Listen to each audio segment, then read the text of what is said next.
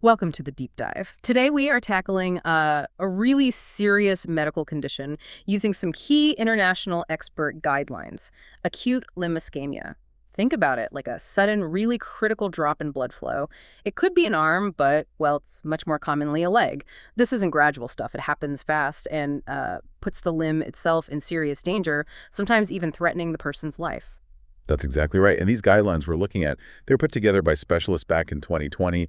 They've sifted through a ton of research to figure out the best ways to spot this and treat it effectively. So our mission today is to break these guidelines down for you.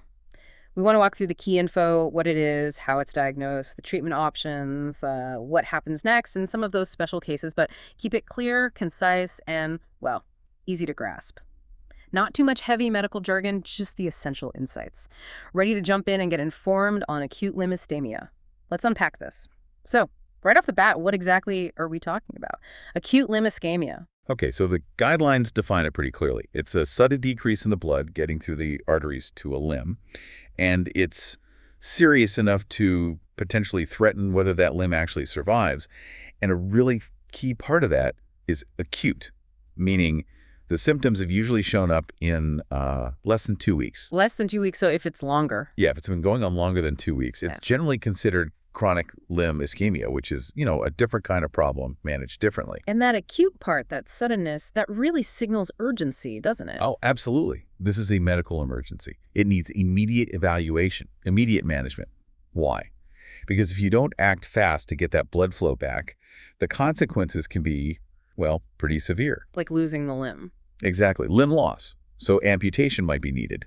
And sadly, it can even be life-threatening for the patient. Think of it like a garden hose watering a delicate plant. If that hose suddenly gets a bad kink in it, the water just stops. And that plant wilts and dies really fast. That's kind of what happens to the limb tissue when its blood supply is suddenly cut off.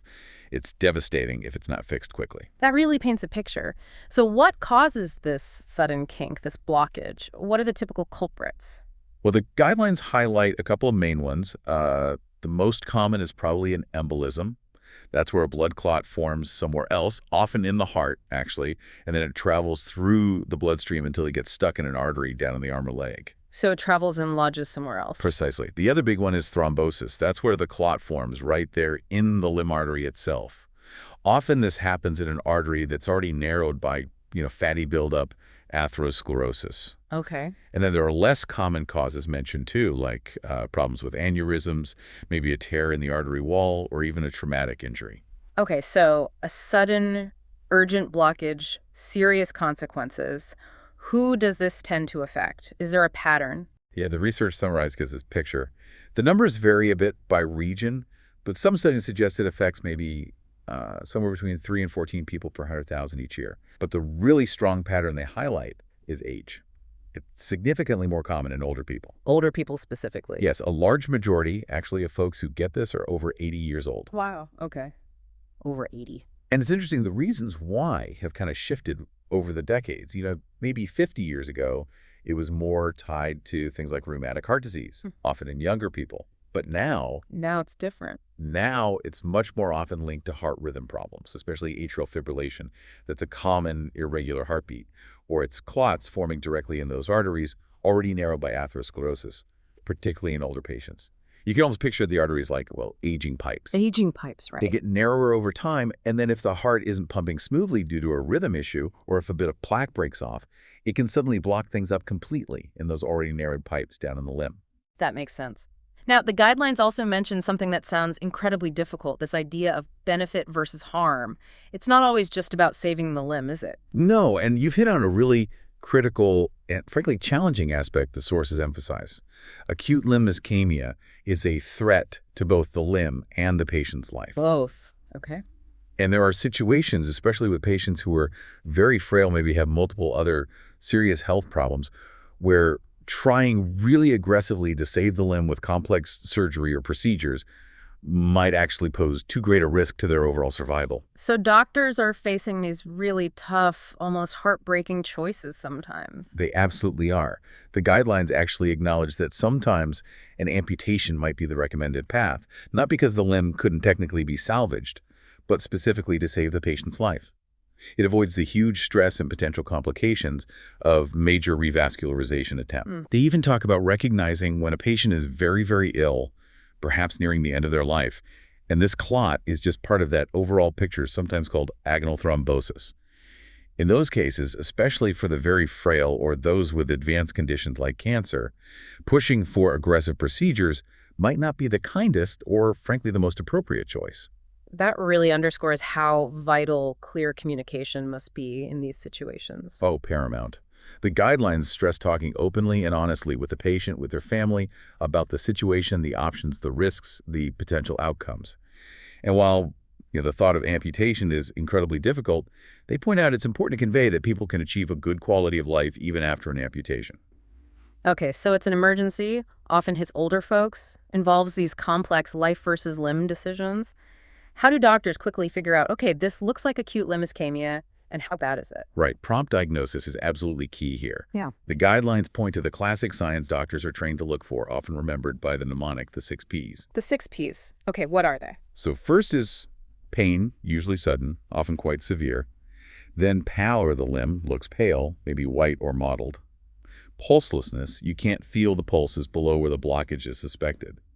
Poikilothermia, that's a fancy word for the limb feeling cold, like perishing with cold. Cold to the touch, got it. Then paresthesia, that's numbness or tingling sensations. And finally, paralysis, difficulty moving the foot or hand, weakness. Pain, pallor, pulselessness, poikilothermia, paresthesia, paralysis, the 6 Ps. That's helpful. But you don't always see all 6, I imagine. That's right. You might not, especially maybe early on or if the blockage isn't totally complete. But the sources are very clear on this. If there's any motor loss paralysis or significant sensory loss, paresthesia, numbness, that's a major warning sign. It means things are more severe and much more urgent. And there's a way to actually grade the severity, a specific system. Yes, the Rutherford classification system. It's mentioned as a really key tool in the guidelines. It helps doctors quickly assess how bad the ischemia is and basically guides how quickly they need to act. It breaks it down into 4 main classes. Okay, walk us through those. Sure. So, class 1. The limb is considered viable.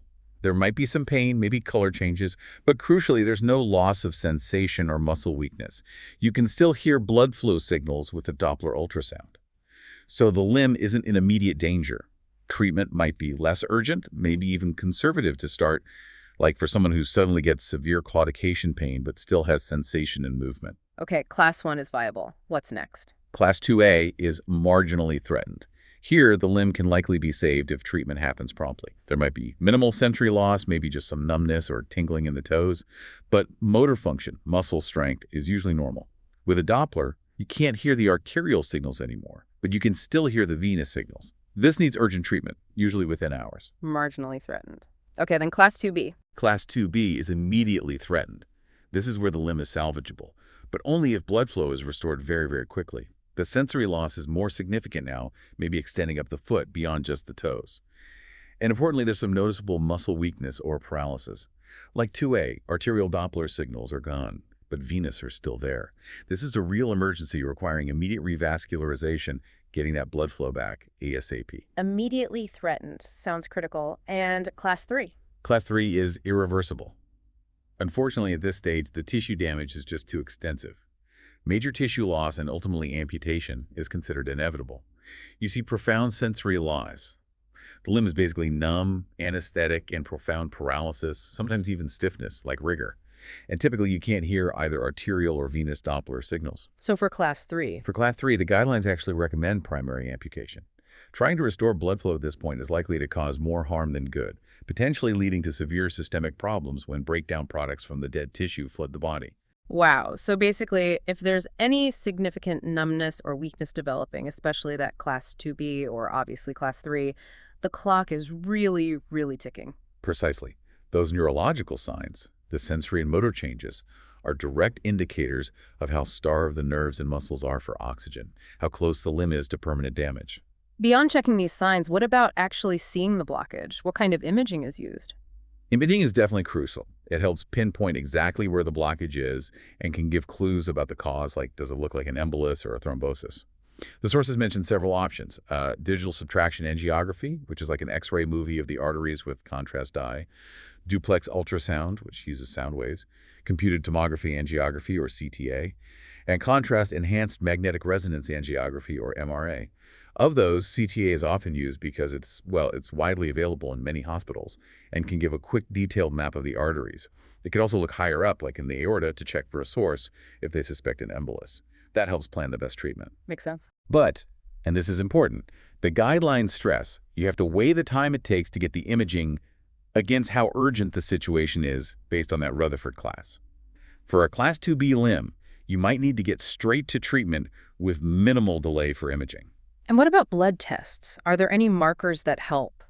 Doctors do measure things in the blood, like creatine kinase, which gets released when muscle is damaged. But the guidelines basically state that right now, there isn't strong evidence that routinely measuring these specific markers reliably helps predict whether the limb can be saved or how the patient will ultimately do in terms of survival.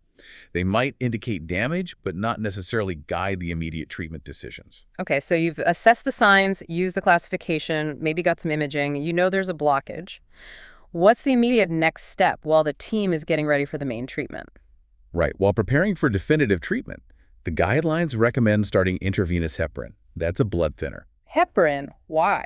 Its main job here is to prevent the existing clot from getting bigger and also to stop new clots from forming further down the leg where the blood flow is sluggish.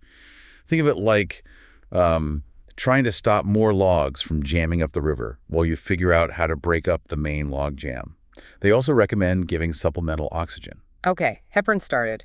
Now for the main event, fixing the blockage. What are the main ways doctors actually try to open that artery back up? So the guidelines really focus on two main categories of treatment: open surgery and endovascular techniques. Those are the procedures done from inside the blood vessel, usually using catheters inserted through a small puncture, often in the groin. A key point they make is that any center treating this condition really needs to have the capability to offer both surgery and endovascular options. Both need to be available. Why? Because the best choice really depends on the individual patient, the cause of the blockage, where it is, how severe it is, the patient's overall health, all those factors. Makes sense. Tell us about the open surgery options first. Okay, so one common surgical procedure, especially if they think it's an embolus, that traveling clot, is called surgical thromboembolectomy. The surgeon makes an incision, often in the groin, to access the artery. Then they use a special thin tube with a small balloon on the end. The Fogarty catheter is the classic example. The Fogarty catheter. They gently pass this catheter through the clot, inflate the balloon just beyond it, and then carefully pull the catheter back out, dragging the clot with it. They often do imaging right there in the operating room afterward, like an angiogram, to make sure they got it all out and flow is restored. This can sometimes be done with just local or regional anesthesia, though an anesthetist is always involved. Another surgical option is a surgical bypass. This is more like building a detour. A detour. Yeah, if the artery is too damaged or blocked over a long segment, they create a new pathway for the blood. They use either a piece of the patient's own vein, maybe from the other leg, or a synthetic tube, a graft, to connect the healthy artery above the blockage to the healthy artery below it, essentially bypassing the problem area entirely. This is maybe more common if it's acute on chronic ischemia, where there was underlying disease. Okay, embolectomy to pull the clot out or bypass to go around it. What about those endovascular techniques, the ones done from the inside? Right. The main one discussed in detail is catheter-directed thrombolysis, or CDT. This uses clot-busting drugs. Clot busters, like for heart attacks or strokes. Exactly. Similar types of medication, fibrinolytics. But here, they're delivered directly to the clot. A very thin catheter is guided through the arteries right up to, or sometimes even into, the clot itself. Then these clot-dissolving drugs, like urokinase or recombinant tissue plasminogen activator RTPA, are slowly infused through the catheter, usually over several hours, sometimes even a day or two. So instead of pulling the clog out surgically, you're sending in like a dissolving agent through a tiny tube to break it down from the inside. That's a perfect way to visualize it. Yeah. You're chemically dissolving the blockage right where it sits. Sure. Now, this isn't without risks. It requires careful monitoring, usually in an intensive care or high dependency unit. They watch vital signs, check the puncture site for bleeding, and keep a close eye on the limb. What are the main risks? Bleeding is the big one. Because the drug affects clotting everywhere, not just in the leg. There's a risk of bleeding elsewhere. The sources mention older studies showing significant bleeding complications in, maybe 13 to 30% of patients. And there's a small but very serious risk of bleeding inside the brain. Okay, that's a serious consideration. Are there other endovascular options besides dissolving the clot? Yes. The guidelines briefly mention others, like thrombus aspiration, using suction through a catheter to pull the clot out, and mechanical thrombectomy, which uses various little devices on catheters to physically break up and remove the clot, kind of like tiny drills or corkscrews. These newer methods can potentially restore blood flow faster than thrombolysis. Faster sounds good. It does. But the sources also point out that large-scale, head-to-head randomized trials directly comparing these newer mechanical methods, specifically against thrombolysis for acute limb ischemia, are still somewhat limited. So while promising, their exact place isn't fully defined yet. Which leads us to, I guess, the really big question the guidelines grapple with. Is one approach clearly better, surgery versus these endovascular methods, particularly thrombolysis? Yeah, that's a central point they address. They look back at some major randomized trials that were done mostly in the 1990s, comparing traditional open surgery, mainly embolectomy, directly against catheter-directed thrombolysis. And what did those trials find? Well, the key finding summarized from those older studies was that overall, if you looked at the combined outcome of avoiding amputation and patient survival, what they call amputation-free survival, the two approaches were actually found to be pretty much equivalent. Equivalent. So no clear winner back then. Not in terms of that main outcome. However, there were differences in complications. Thrombolysis had significantly more bleeding problems and also more issues with small bits of clot breaking off and traveling further down the leg, causing new blockages there.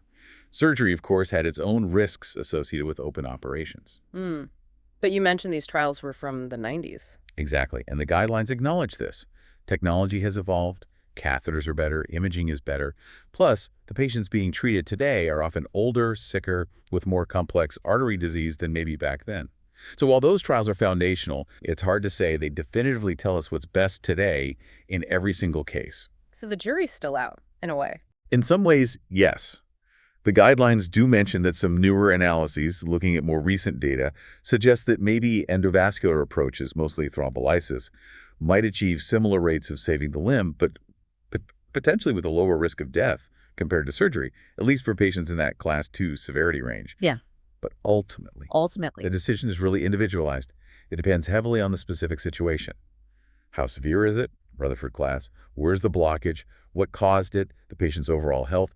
And importantly, the local expertise and what resources the hospital actually has readily available. There's no single, always best answer. Okay, let's shift gears slightly. You get the blood flow back surgery worked or the clot buster worked, but things aren't necessarily over. The guidelines mention a potentially serious complication after reperfusion called compartment syndrome. Yes, this is really important. It ties into something called ischemia reperfusion injury. Basically, the limb tissue gets damaged while it's deprived of oxygen and nutrients during the blockage. But paradoxically, some damage can actually get worse when the blood flow suddenly returns. Worse after you fix it. How does that work? Think about a sponge that's been squeezed totally dry for a long time. When you suddenly soak it with water again, it swells up, right? Sometimes it swells excessively. The same kind of thing happens in the muscles. After being ischemic, when blood flow rushes back in, the muscle cells can swell up quite dramatically. Okay, swelling. But the muscles in the lower leg especially are tightly wrapped in compartments by layers of tough fibrous tissue called fascia. These compartments don't stretch very well. So as the muscles swell inside these tight wrappers, the pressure inside the compartment starts to rise. Pressure builds up. And if that pressure gets high enough, it can actually squeeze the small blood vessels within the compartment shut, cutting off blood flow again at the microvascular level, even though the main artery is now open. This high pressure also damages nerves. So fixing the main pipe doesn't help if the smaller pipes inside get squeezed shut by swelling. Exactly. That's compartment syndrome. And it's a surgical emergency in itself. If it's not treated quickly, it leads to irreversible muscle death and nerve damage, potentially permanent disability, or even requiring amputation, despite the initial success of restoring blood flow to the main artery. Wow, that sounds like a devastating setback. How is it diagnosed? Diagnosis is often based on clinical signs: severe pain, often out of proportion to what you'd expect, tense swelling of the compartment, pain when passively stretching the muscles involved, and eventually numbness or weakness. But the guidelines caution that these signs can sometimes be unreliable, especially in unconscious or sedated patients. What about tests? Measuring that creatine kinase level in the blood can indicate severe muscle damage, but it often rises relatively late, so it's not great for making an early diagnosis when time is critical. Some centers might use direct pressure measurements, inserting a needle connected to a pressure monitor into the muscle compartment, but that's not universally done. So how do you prevent it or treat it if it happens? Prevention is key if the risk is high. The guidelines mention considering a prophylactic fasciotomy. Prophylactic, meaning doing it before the syndrome actually develops. Yes, exactly. If the limb was ischemic for a long time, say more than 4-6 hours, or if the ischemia was particularly severe, like maybe class 2B or 3 that gets revascularized, the surgeon might decide to perform a fasciotomy at the same time as, or immediately after, the procedure to restore blood flow, before dangerous swelling can even start. And what does a fasciotomy involve? You mentioned it before. It's a surgical procedure where the surgeon makes long incisions through the skin and through that tough fascia layer overlying the muscle compartments. This releases the pressure, allowing the swelling muscles room to expand without compressing blood vessels and nerves. Think of it like carefully slitting the casing on a sausage to let the filling expand if it swells. So you're literally opening up the compartments. Yes. In the lower leg, it typically involves making incisions on both the inside and outside of the leg to properly release all 4 main muscle compartments. These wounds are usually left open initially, covered with dressings, to allow for maximal decompression, and then closed surgically a few days later once the swelling has gone down. And if compartment syndrome does develop after the initial procedure? Then an emergency fasciotomy is needed, and urgently. The guidelines recommend getting it done as soon as possible, ideally within about 2 hours of diagnosis. They strongly discourage delaying beyond 6 or 8 hours because the chances of permanent damage go up dramatically after that. Okay, it's clear this whole process is complex, high risk. What happens after the immediate treatment and recovery phase? What kind of follow-up do patients need?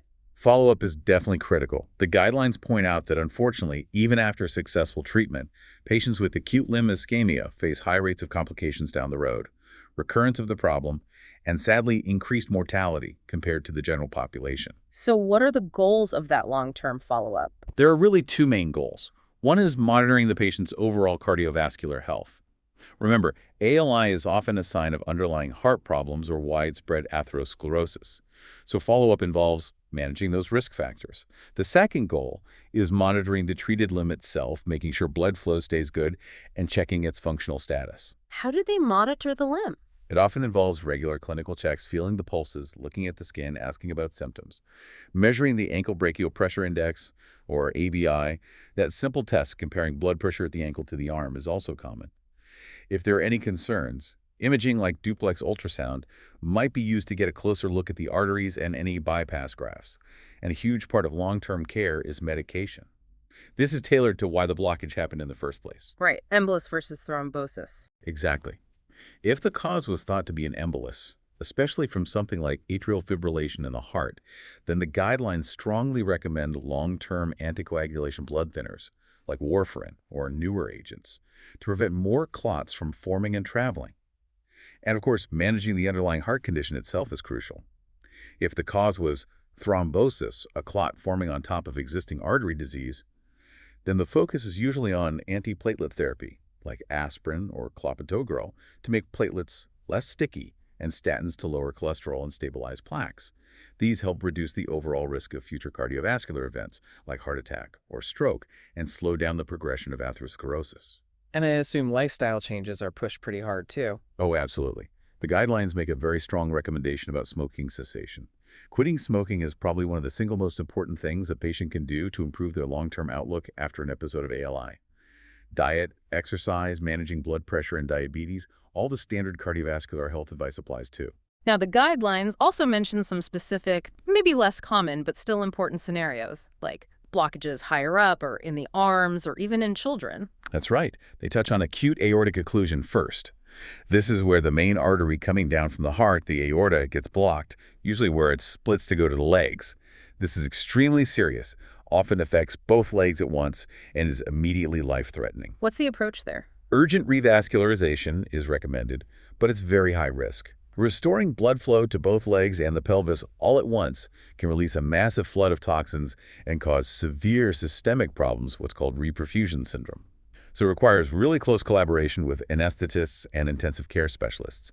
Often surgery, like an aortobifemoral bypass, is needed. Okay, that sounds incredibly dangerous. What about the arm's acute upper limb ischemia? Yeah, this is less common than in the legs, maybe about 10–15% of cases, and thankfully it's less likely to result in actual limb loss compared to the leg. But it's still serious and needs urgent treatment. It's very often caused by emboli, clots traveling from the heart, or sometimes from problems in the arteries of the chest or shoulder area. And is the treatment similar? The general principles are similar, says severity, restore flow. But the techniques might differ a bit. Surgical embolectomy of the brachial artery, the main artery in the upper arm, is quite common and often successful. The guidelines specifically state that just treating with anticoagulation alone isn't recommended if the arm is clearly threatened, like class 2A or 2B severity, or if hand function is really important for that patient's quality of life. Compartment syndrome can happen in the forearm, but it's much rarer than in the lower leg. And lastly, what about kids? Acute limb ischemia in children. Thankfully, this is rare. But as you said, it can be devastating when it happens. In newborns and infants, it's often linked to complications from procedures where catheters were placed in arteries, maybe for heart monitoring or treatment. How is it different in children? Well, a few key differences. The clinical signs might be harder to spot, especially in infants who can't tell you what they're feeling. Also, children's blood vessels sometimes have a bit more capacity to develop alternative pathways or collaterals, so they might tolerate ischemia slightly differently than adults. Because of this, and the risks of intervention in tiny vessels, the initial treatment in children is often conservative, starting with systemic heparin, that blood thinner. Intervention like thrombolysis or surgery might be considered if the heparin doesn't work, especially in older children, or if it's caused by trauma. But the guidelines are clear that there's really no strong evidence saying one type of intervention is definitely better than another in kids. So conservative first, usually. Often, yes. And functional outcomes can actually be quite good with just heparin in many cases. But there is a long-term risk of problems like the affected limb not growing as long as the other one. It definitely needs a team approach with pediatric specialists. They also mention one specific scenario. A school-aged child breaks their upper arm bone, the humerus, and loses the pulse in their hand, but the hand still looks pink and warm. In that very specific case, sometimes careful observation might be chosen over immediate surgery to explore the artery. We've covered a huge amount of ground here, from the basics through complex treatments in these special cases. Even with these really detailed guidelines based on all this research, do the sources suggest there are still, gaps, things we don't fully understand or need more research on? Oh, absolutely. The guidelines themselves are quite explicit about highlighting unresolved issues and areas where more evidence is needed. It's not like everything is perfectly figured out. Like what, for example? Well, in terms of diagnosis, they raise questions like, can we get better at assessing severity just by clinical exam? What's truly the best imaging strategy in different specific situations? And could biomarkers, those blood tests, ever reliably help us identify limbs that are unfortunately unsalvageable right from the start, maybe sparing some patients futile procedures? Then on the treatment side, there are big questions. Are those older trials comparing surgery and thrombolysis still fully relevant now with all the newer endovascular gadgets and techniques? How do these newer devices, like mechanical thrombectomy tools, really stack up against thrombolysis or surgery in well-designed trials? And what's the optimal way to manage specific tricky causes, like a thrombosed popliteal aneurysm that's an aneurysm behind the knee that gets blocked by clot? So lots of treatment questions still. Definitely. And also questions about complications. Are there better ways to predict who's at high risk for compartment syndrome and how best to manage it? How can we reduce the other systemic complications that can happen after reperfusion? And finally, they touch on outcomes. How can we standardize the way results are reported across different studies and hospitals so we can make meaningful comparisons? And maybe most importantly, how do we better measure the outcomes that actually matter most to patients, like their functional ability, their quality of life, not just whether the limb survived or not? So it sounds like even with solid guidelines, it's very much an evolving field with ongoing research trying to fine-tune things. That's exactly the picture they paint. And they suggest that things like large patient registries, carefully tracking real-world outcomes, and hospital-based quality improvement projects are really valuable tools to help fill some of these knowledge gaps and continue to push care forward for patients facing this really challenging condition. So, wrapping this up, we've taken a pretty deep dive into acute limb ischemia. We've looked at what it is, that sudden, critical lack of blood flow, how doctors spot it using those 6Ps and the Rutherford classification, the really complex decisions involved in treatment, choosing between surgery or endovascular approaches like clot-busting drugs, the serious potential complication of compartment syndrome, and what kind of follow-up is needed afterward. Yeah, and it's really clear from these guidelines that recognizing the signs quickly, assessing the severity, accurately remembering Class 1, Class 2A, Class 2B, and Class 3, and getting the patient to specialized care rapidly are just absolutely critical for the best chance of saving not just the limb, but also the patient's life. Exactly. It really underscores that this is a true medical emergency where, every minute counts and the treatment has to be highly individualized based on the specific patient and just how bad the ischemia is. And what's quite striking, I think, is that even with these comprehensive guidelines drawing on decades of research, the experts who wrote them readily acknowledge there's still a lot we're learning, especially when it comes to comparing the very latest techniques and understanding long-term patient-centered outcomes across all the different treatment options. Which kind of leaves us with a final thought, perhaps for you, the listener, to ponder. As medical technology keeps advancing so quickly, how do we ensure that guidelines and clinical practice for urgent conditions like acute limb ischemia effectively balance incorporating potentially beneficial new innovations while still holding on to the core evidence-based principles of careful patient assessment and individualized care that these guidelines represent? Something to think about. That's all the time we have for this deep dive. Thanks for joining us.